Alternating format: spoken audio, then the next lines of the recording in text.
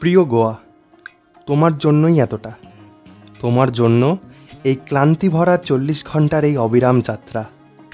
তোমার জন্যই দক্ষিণের পেট চিরে পূর্ব থেকে পশ্চিমে পাড়ি দেওয়া। তোমার জন্যই এত কষ্ট করে 2000 কিলোমিটার দূরে ভাস্কর দেশে আসা, শুধু তোমারই জন্য।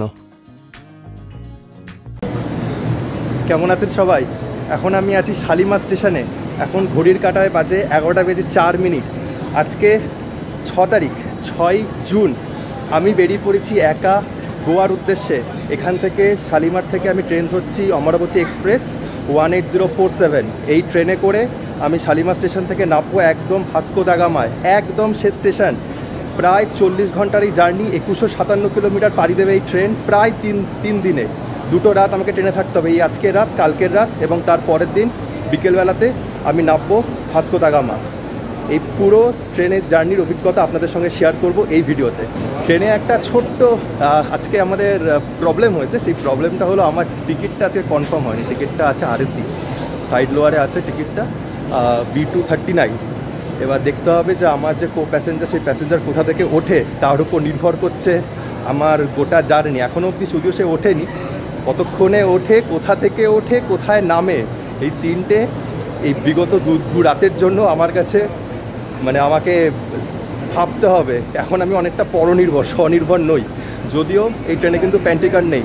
যখনই ট্রেনে উঠবেন মনে করে পর্যাপ্ত খাবার দাবার জল নিয়ে উঠবেন। স্টেশনে অনেক স্টল আছে, সেই স্টল থেকে নিজেদের মতন ছোটোখাটো যে স্ন্যাক্স বা বিভিন্ন ছোটোখাটো শুকনো খাবার, সেগুলো কিন্তু আপনারা নিঃসন্দেহে পেয়ে যাবেন। এখানে কিন্তু জলের সুব্যবস্থাও আছে। ট্রেনেও অলরেডি জল বিক্রি হচ্ছে, কিন্তু প্যান্ট্রিকার নেই, বাইরের ভেন্ডাররা জল বিক্রি করছে। এই প্রথম এতটা জার্নি একা একা করতে হবে। একটু এক্সাইটেড, আবার একটু ভীত। দেখা যাক কীরকম দাঁড়ায় পুরো এক্সপিরিয়েন্স।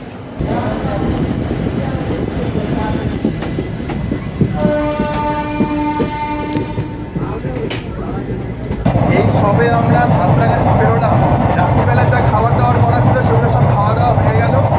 এখন অপেক্ষা করবো ঠিকই, কারণ আমার যে শক্তি, সে কখন আসবে, কোথা থেকে আসবে, কোথায় নামবে, সব ঘটনা জেনে তারপর হচ্ছে কি বেড তৈরি করবো। তার আগে তৈরি করে লাভ নেই। যদি মাঝ রাস্তায় ওঠে তখন আবার আরেকটু করবো। সেই জন্য কিছুক্ষণ ওয়েট করে যাই, কথা বলে নিয়ে তারপরে বেডিং করবো। আজকের মতন সবাইকে শুভরাত্রি, দেখা হচ্ছে কালকে। Good morning. এই আমরা এখন সবে ভুবনেশ্বর ছাড়ছি। আমরা ভুবনেশ্বর ছাড়লাম, আর রাত্রিবেলা আমার যে সহযাত্রী, যে আরএসি প্যাসেঞ্জার ছিল, সে খড়গপুর থেকে উঠেছিল। তো যথারীতি ঘুমের 12টা বেজেছে, কিন্তু তাও যতটা ঘুমানো যায় সেই চেষ্টাটা করেছি। এখন এই সকাল বাজে প্রায় 6:30। আমি এই উঠলাম ঘুম থেকে, ফ্রেশ হলাম, একটু চা খেতে হবে, একটু চা দরকার। প্যান্ট্রি নেই তো খুব সমস্যা এটাই।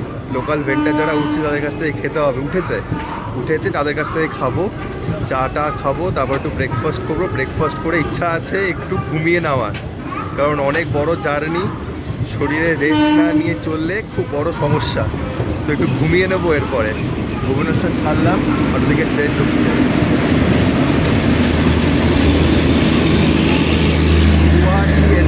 Bangalore superfast express.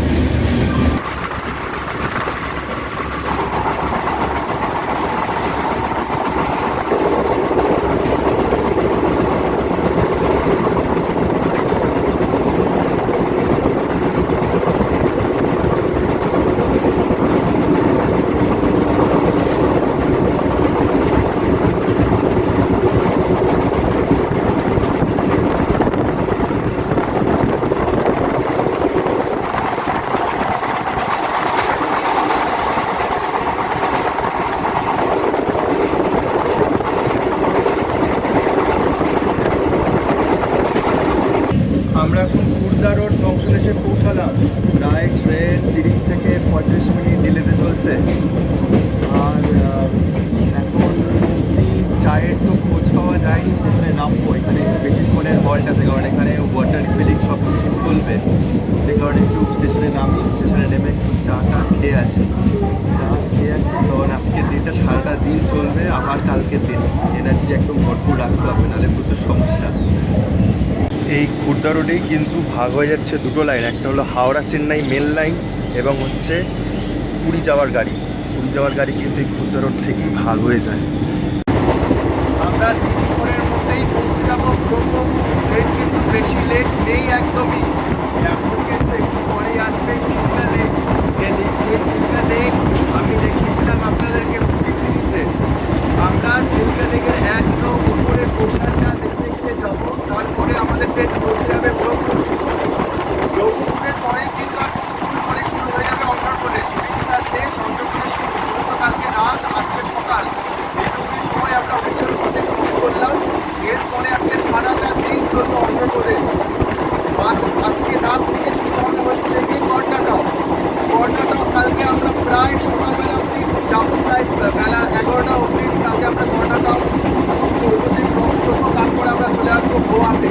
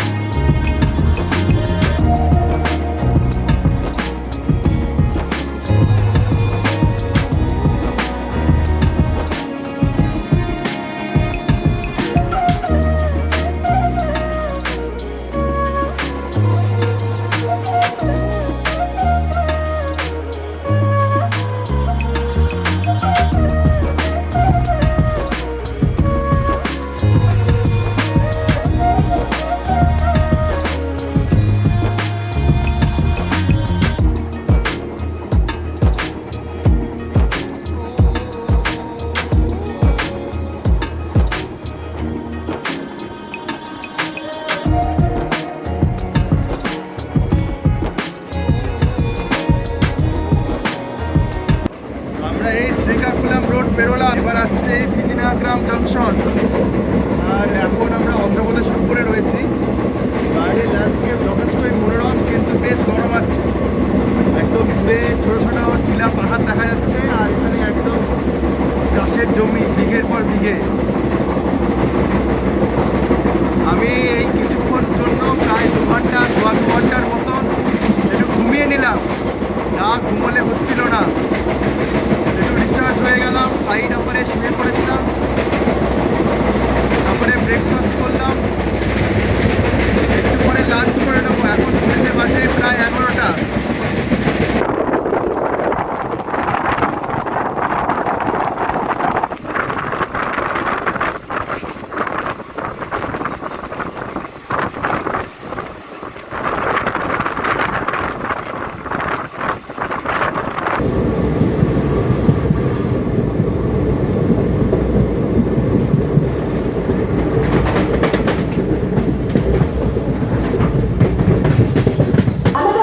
বাজে 1টা, একদম সঠিক সময় আমরা পৌঁছলাম বিশাখাপত্তনম জংশন। এই বিশাখাপত্তনম কিন্তু ঠিক আগের বছর এসেছিলাম সেপ্টেম্বর অক্টোবর মাসে ঘুরতে। আজকে আবার এখান দিয়ে যেতে হবে আমাদেরকে। এবার এখানে হচ্ছে আমাদের লোকো রিভার্সাল হবে। যে লোকো এতক্ষণ ধরে আমাদেরকে টেনে নিয়ে আসলো, সেই লোকোকে এবার আমরা ছেড়ে দেবো। ছেড়ে দিয়ে লোকো আবার সামনে লাগানো হবে। এবার সেই ট্রেনটা আবার ওই দিকে যাবে, মানে আমরা যেদিক থেকে আসলাম সেই দিকেই যাবে। এবার সেই দিক থেকে ফার্স্ট স্টেশন আসবে এবং তারপরে আমরা বিকেলবেলার দিকে গোদাবরী নদী পেরোবো, যেটা হচ্ছে রাজমন্ডি ব্রিজ। মূলত বিষয় যেটা, সেটা হলো কনফার্ম সিট না থাকার জন্য যে প্রবলেমটা, সেই প্রবলেমটা এখনও আমাকে ছাড়েনি। সেই প্রবলেমটা এটাই যে ব্যাগ এক গাদা, কিন্তু বসার জায়গা অত্যন্ত সীমিত। তারপরে যেহেতু দূরাত্রে ট্রেন জার্নি, সেই জন্য খাবারও যথেষ্ট তুলতে হয়েছে। এবার সব কিছু মিলিয়ে বসার জায়গা কম, জায়গাপত্রের জন্য জায়গা বেশি চলে গেছে। তাই এখন খোঁজ চলছে কোনোভাবে যদি একটা বাস পাওয়া যায় একটু ঘুমিয়ে নেওয়ার জন্য, দেখা যাক কতটা কি করা যায়। ভাইজাগে ছিল আমাদের ট্রেনের লোকো রিভার্সিং পয়েন্ট। এই লোকো রিভার্সিং মানে হলো এতক্ষণ ধরে যে রুটে আমরা মানে যেই অভিমুখে আমরা আসলাম, এবারে ইঞ্জিনটা সেই অভিমুখ থেকে কেটে দেওয়া হলো, কেটে দিয়ে উল্টো অভিমুখে লাগানো হলো। মানে যে রুটতে আমরা ভাইজাগে ঢুকলাম বা সেই রুটে আমরা ভাইজাগ থেকে বেরোচ্ছি, বেরিয়ে যে কটা স্টেশন আমরা কভার করলাম একটু আগে, স্কিপ করলাম 2 থেকে 3খানা স্টেশন ভাইজাগ ঢোকার মুখে, সেই স্টেশনগুলোকে আমরা আবার স্কিপ করব, করে সামনে জাংশন পয়েন্ট থেকে আমরা আমাদের ট্রেন তার অভিমুখে বেঁকে যাবে। এইটাকে বলা হয় লোকো রিভার্সাল। তো সামনে হচ্ছে তখন ঢুকলো এসএমভিপি ব্যাঙ্গালোর সুপারফাস্ট এক্সপ্রেস, সেই ট্রেনেরও কিন্তু লোকো রিভার্সাল প্রসেস ওখানে হচ্ছিল। আর মনে হচ্ছে না এই রুটে আর আমার সিটটা কনফার্ম হবে বলে। ওই আরএসসি নিয়ে আজকে রাতটা কাটাতে হবে, কারণ দুটো টিটি উঠেছিল, মানে দুবার টিটি চেঞ্জ হলো, বাট তারা সিট করে দিতে পারলো না। আর এখন আর মনে হয় না আর কিছু হবে। যা হবে কালকে যখন কিছু লোক কর্ণাটকে নামবে, কিছু কর্ণাটকের কিছু স্টেশনে আমাদের পাশেই বসেছেন তারা নামবে কর্ণাটকের একটা স্টেশনে কোপ্পাল বলে, তারপরে কিছু লোক নামবে লন্ডাতে। তো এরকম যখন হবে তখন যে সিটগুলো পাওয়া যায়, কিন্তু সেটা একদম যাত্রার শেষে। যদি আজকে রাত্রের মধ্যে সিট পাওয়া যেত তাহলে এটা ভালো হতো, তাহলে একটু ঘুমটা ভালোভাবে হতো, কিন্তু কী আর করা যাবে, হার্ড লাক। এরকম কোনোবার হয় না, এইবারই ওয়েটিং টিকিট কাটতে হয়েছিল, তারপরে সেই ওয়েটিং টিকিটটা পরে আরএসি হয়, একটা ট্রেন ঢুকতে। যাই হোক,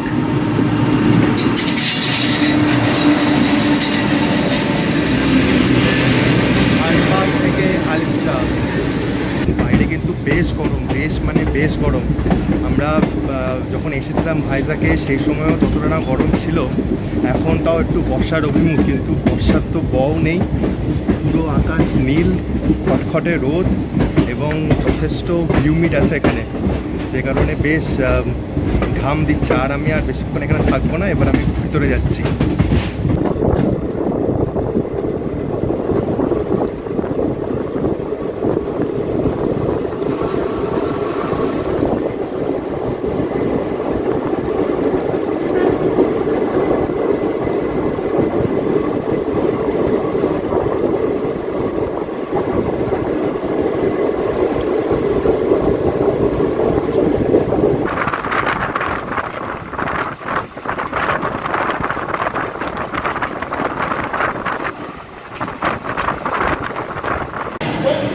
আমরা এখন এসে পৌঁছালাম রাজামুন্ড্রিতে। এতক্ষণ ধরে আমরা যাচ্ছিলাম সাউথ ইস্টার্ন রেলওয়েতে, এখন আমরা প্রবেশ করলাম south central railway. South central রেলওয়েতে এই রাজামুন্ড্রি স্টেশন, এরপরে আসবে সেই বিখ্যাত রাজামুন্ড্রি ব্রিজ, যেটা গোদাবরী নদীর উপরে। যে ব্রিজটা হচ্ছে সেই বাংলাদেশের যেটা এখন তথাকথিত Padma bridge, double decker Padma bridge, সেরকম উপর দিয়ে যায় গাড়ি, নিচ দিয়ে যায় ট্রেন, আর তার নিচে রয়েছে গোদাবরী। এতক্ষণ আসলাম, ট্রেন কিন্তু লেট নয় সেরকম, প্রায় এখনও অবধি 1000 কিলোমিটারের বেশি যাত্রা করা হয়ে গেছে, প্রায় 1200 কিলোমিটারের মতন, আর প্রায় 800 কিলোমিটার বা 900 কিলোমিটার যাত্রা বাকি রয়েছে। কিন্তু বিশ্বাস করুন, যে আরএসসিতে রয়েছেন তিনি যথেষ্ট অমায়িক একটা ছেলে, যে কারণে তার সঙ্গে আমার কোনো রকমের কোনো সমস্যা হয়নি সিট কম্প্রোমাইজ করতে। এখন সে একটু ঘুমোচ্ছে বলে আমি একটু এই গেটের সামনে আসলাম। যদিও আমাকে গোদাবরীটা দেখতে হতো, বাবার কাছে প্রচুরবার শুনেছি, বাবা এই রুটে যখন চেন্নাই যেত তখন এই রাজামুন্ড্রি ব্রিজের কথা বহুবার বলেছে আমাকে। তো আজকে সেই রাজামুন্ড্রি ব্রিজ চাক্ষুষ করার সুযোগ, তো সেই জন্য অনেকক্ষণ আগে আমি ঘুম থেকে উঠে পড়েছি, ঘুম থেকে উঠে দাঁড়িয়ে আছি রাজামুন্ড্রি ব্রিজটা দেখবো বলে। এখন জার্নি হয়ে গেল, কিন্তু ট্রেন কিন্তু সেরকম লেট নয়, ট্রেন প্রায় টাইমেই চলছে, 10 থেকে 15 মিনিটের মতো লেট চলছে, কিন্তু ওভারঅল ট্রেনের কিন্তু টাইমিংয়ের কোনো রকম প্রবলেম নেই। এই ট্রেনটা আমি দেখছিলাম যেটা প্রায় 40 ঘন্টা ট্রেন জার্নি, কিন্তু একটা ভয় থেকে যায় আমাদের যে একটা ট্রেন জার্নি 40 ঘন্টা, তো সেটা চলছে তো চলছে, বাট এই ট্রেনে কিন্তু সেরকম লেটের কোনো ব্যাপার নেই। খুব জোর লেট হলে 1 থেকে 1.5 ঘন্টা, সেটাই কাঙ্ক্ষিত, এর থেকে বেশি লেট হলে হচ্ছে প্রবলেম। যাই হোক, এখন অবধি ট্রেন রাইট টাইমে আছে, দেখা যাক আজকে সারা রাত কেমন ট্রেন চলে। এই রাজমুন্ড্রি কিন্তু হচ্ছে অন্ধ্রপ্রদেশে, এরপরে আমাদের পরবর্তী রাজ্য আসবে হচ্ছে কর্ণাটক, এবং কর্ণাটকের পরে গোয়া, ফাইনালি আমরা নামবো ভাস্কো দা গামা।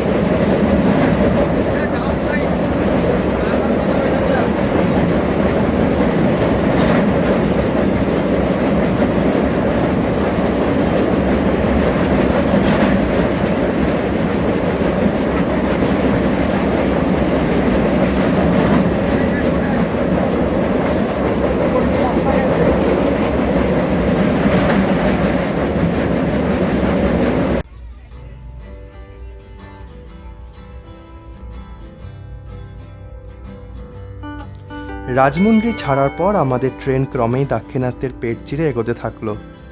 রাতে পেরোলাম কৃষ্ণা নদীর পাড়ের বিখ্যাত শহর বিজয়ওয়াড়া। চোখে মুখে এক অবিরাম ক্লান্তির ছাপ। তাকে সঙ্গ করে সেই রাতটাও প্রায় কাটিয়ে দিলাম।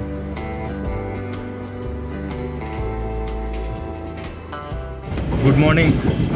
এখন বাজে ঘড়িতে 9:30। এখন আমরা ঢুকছি হুগলি জংশনে। হুগলি জংশন কিন্তু কর্ণাটকে। কালকে সারা রাত ট্রেন চলেছে। সারা রাত ট্রেন চলার পর অন্ধ্রপ্রদেশ পুরো কমপ্লিট করে তারপরে আজকে প্রায় ভোরবেলার দিকে ঢুকেছে কর্ণাটকের এটা দ্বিতীয় স্টেশন হুগলি।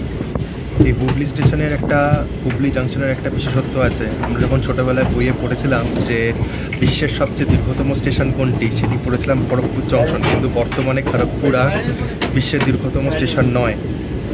এই মুহূর্তে বিশ্বের সবচেয়ে দীর্ঘতম স্টেশন হচ্ছে হুগলি জংশনে। তো সেই প্ল্যাটফর্মেই আমরা এখন ঢুকছি, SSS হুগলি, যা কর্ণাটকে।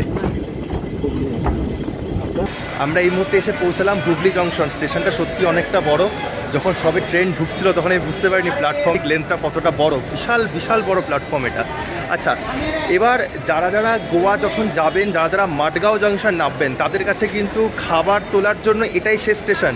এইখানে ট্রেন ঢোকার কথা হচ্ছে অ্যারাউন্ড 8:50 সকাল 8:50। আপনাদের কিন্তু যদি খাবার খেতে হয় মাডগাঁও ঢোকার আগে, তাহলে কিন্তু অবশ্যই খাবার এখান থেকে তুলে নিতে হবে। এরপরে কিন্তু খাবার তোলার আর আপনাদের কাছে জায়গা নেই।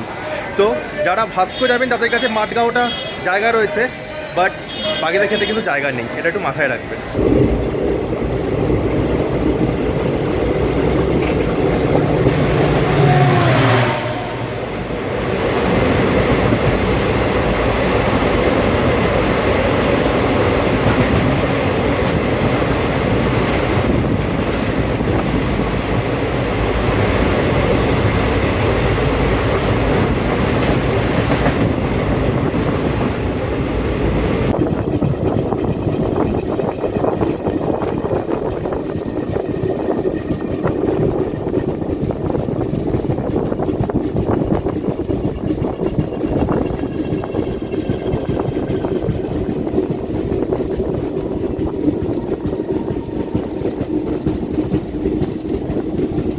আমরা এখন ঢুকছি লন্ডা জংশন। এই লন্ডা জংশনের পর ক্যাসেল রকের পর কর্ণাটক শেষ, তারপরে শুরু হবে গোয়া। এটা কিন্তু এখন পশ্চিমঘাট পর্বতমালাতে জাস্ট শুরু করছি, আমরা জাস্ট উঠবো। এবং তার আগে যেরকমভাবে ভূপ্রাকৃতিক বৈচিত্র্য শুরু হয়ে গেছে, তারপর বৃষ্টি। মোটামুটি যদি রাত ভালো থাকে তাহলে দুধসাগরে ভালোর মতন জল পাওয়ার আশা রয়েছে। দেখা যাক। আপনারা দেখেছেন আমরা ভাইজ্যাগ যখন গেছিলাম ঠিক আরাকুর সময় পূর্বঘাট পর্বতমালা এক্সপ্লোর করেছিলাম। এটা কিন্তু পশ্চিমঘাটের স্টিফনেস কিন্তু অনেকটা বেশি, যে কারণে আমাদের ট্রেনের সঙ্গে কিন্তু ব্যাংকার লাগানো আছে, যে ব্যাংকার আমাদের ট্রেনকে ক্লাইম করতে সাহায্য করছে। তো আপাতত দেশ মনোরম যত উপরে উঠছি তত হচ্ছে গিয়ে সেই কুয়াশা মেঘ সব কাছাকাছি চলে আসছে। আর চারিদিকটা সবুজা সবুজ, ঘন সবুজ জঙ্গল, এখানে ঘন সবুজ।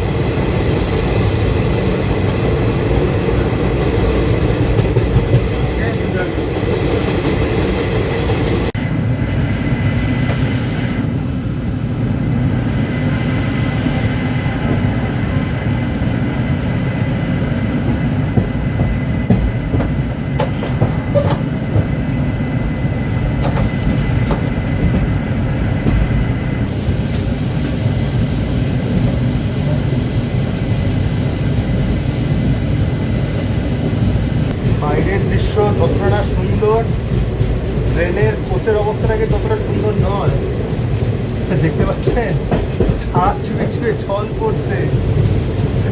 এই কোচটার বয়স বেশি বেশি বছর নয়, 10 বছরের পুরনো কোচ, কিন্তু তার মেনটেন্যান্স দেখেছে, ছাদ ছুঁয়ে ছুঁয়ে নাকি জল পড়ছে বৃষ্টি হচ্ছে বলে।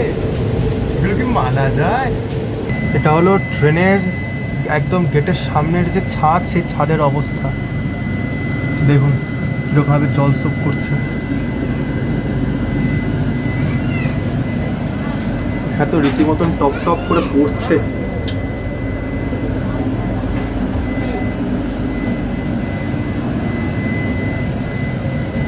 আমার ব্যক্তিগতভাবে মনে হয় এই ট্রেনটা, যে ট্রেনটা প্রায় 40 ঘন্টা জার্নি করে, এই ট্রেনটার দিকে নজর দেওয়া উচিত সবার।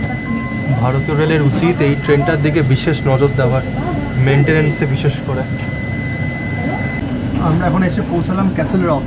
ক্যাসেল রক কর্ণাটকের শেষ স্টেশন। এরপর থেকে শুরু হবে গোয়া রাজ্য। তো এর প্রায় ধরে রাখুন 10 থেকে 15 কিলোমিটার পর আসবে হচ্ছে দুধসাগর ওয়াটারফল, এবং তারপরে প্রথম স্টেশন আসবে গোয়ার কুলেম। বাইরে বেশ বৃষ্টি হচ্ছে।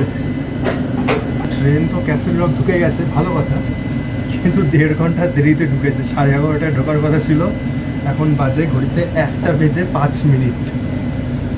এবার এখানেও 5 মিনিটের একটা হল্ট আছে। এখানে যেহেতু এখন সামনে ঘাট, উঠতে হবে, ট্রেনকে ক্লাইম্ব করতে হবে, যে কারণে সমস্ত ব্রেকিং এগুলোকে চেক করা হবে, তারপর ট্রেন ছাড়বে। কতক্ষণে ভাস্কো পৌঁছাবো বুঝতে পারছি না। এমনিতে 40 ঘন্টার জার্নি, তারপরে আরএসিসি, সব মিলিয়ে এমনিতে শরীরটা ভীষণ ক্লান্ত। চেষ্টা করছি, ভাবছিলাম যদি তাড়াতাড়ি করে যদি একটু পৌঁছে যাওয়া যায় হোটেলে, একটু রেস্ট করতাম। এখন দেখা যাক কতক্ষণের মধ্যে ভাস্কো পৌঁছাই, ভাস্কো থেকে আবার হোটেল পৌঁছাতে কতক্ষণ টাইম লাগে। দেখা যাক, লেটস সি হাউ ইট গোস।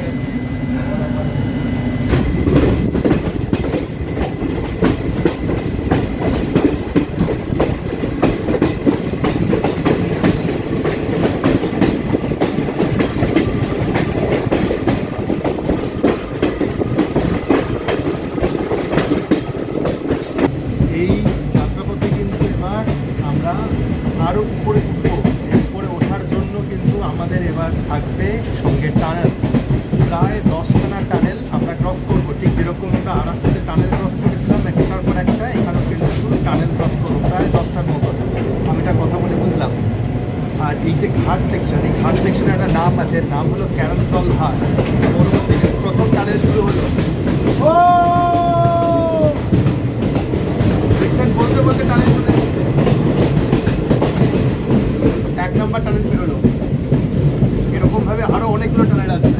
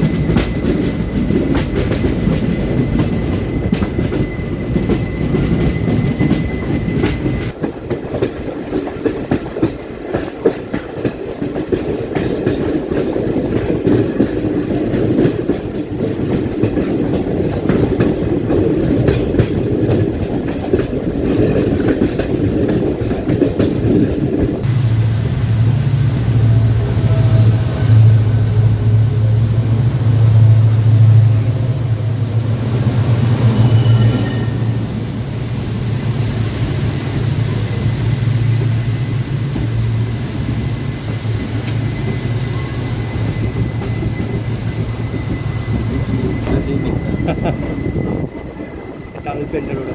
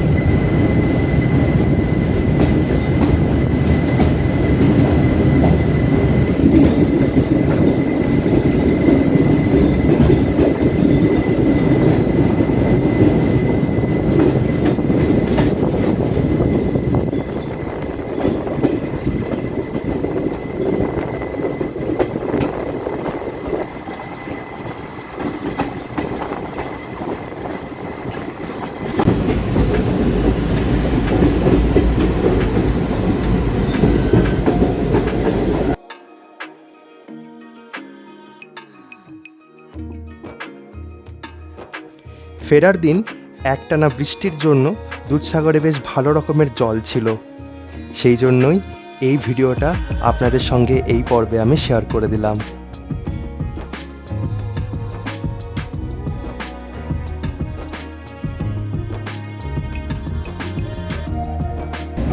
এখনও সেভাবে বৃষ্টিটা শুরু হয়নি বলে জলটা কিন্তু বেশ কম। আর 1 মাস পর বেশ ভালো রকমের জল দেখতে পাওয়া যাবে দুধসাগরে। যাই হোক, আমরা বেশ ভালো দেখলাম, এক দারুণ অভিজ্ঞতা। কিছুক্ষণের মধ্যে আমরা কুলেম ঢুকবো।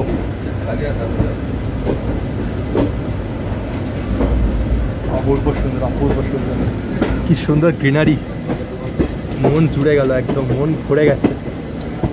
40 ঘন্টার অনেক ক্লান্তি, অনেক অভিযোগ অনুযোগ অনেক কিছু ছিল, কিন্তু এইটুকুনির জন্যই এতটা করা। যাই হোক, এরপরে আমি নামবো ভাস্কোতে। আর আমি দুপুরের লাঞ্চটা অর্ডার করেছি মডগাঁও থেকে। তো মডগাঁও থেকে খাবারটা দিই, যা খাবারটা খাই, খাবারটা খাওয়ার পর ভাস্কোতে নামবো। ভাস্কোতে নেমে ফার্স্টে যাব পাঞ্জি, পাঞ্জি থেকে যাব হচ্ছে গিয়ে হোটেল। খুব সুন্দর লাগলো এই পশ্চিমঘাট পর্বতমালা, বেশ ভালো। আমি ভাস্কোতে একদম ঠিক টাইমে পৌঁছে গেছিলাম, কিন্তু ভাস্কোতে নেমে আর ভিডিও করার সুযোগ হয়ে ওঠেনি, কারণ এত বৃষ্টি পড়ছিল আর ক্যামেরা বের করার সুযোগ ওঠেনি, যে কারণে তাতে করে বেরিয়ে কোনোভাবে হচ্ছে হোটেল আসতেই হতো। যাই হোক, আমরা বললাম তো, আরেকজনকে তো আপনারা চেনেনি, কোথায় গেল সে? নায়ক কই? ওই যে নায়ক পিছনে আছে, ঠিক আছে। তো ও এসেছে পুনে থেকে, আমি আসলাম কলকাতা থেকে, দুটো জায়গা থেকে এসেছি। তো আপাতত আমাদের এখানে 4 দিনের গন্তব্য হলো এই কোকো ইন, যেটা ক্যান্ডোলিম বিচ থেকে প্রায় 500 মিটারের মধ্যে। এই বিচের মানে এই রিসর্ট লাগোয়া একটা বিচও আছে, সেই বিচটা এখন একটু আমরা দেখতে যাব। দেখতে গিয়ে তারপর আমি ফ্রেশ হব। আমার আর একদম শরীর দিচ্ছে না, এখন একটু শুয়ে নেবো, শুয়ে নেওয়ার পর রাত করে একটু বেরোবো লোকালে ঘুরে দেখার জন্য। তাহলে আজকে ভিডিও এত অবধি রইল, দেখা হচ্ছে গোয়ার পরবর্তী সমস্ত ভিডিও নিয়ে আপনাদের সঙ্গে। খালি একটাই প্রবলেম হয়ে গেছে, বৃষ্টি। যদি বৃষ্টিটা না হয় তাহলে আশা করি সবটা দেখাতে পারবো। সবাই খুব ভালো থাকবেন, রাখছি, টাটা।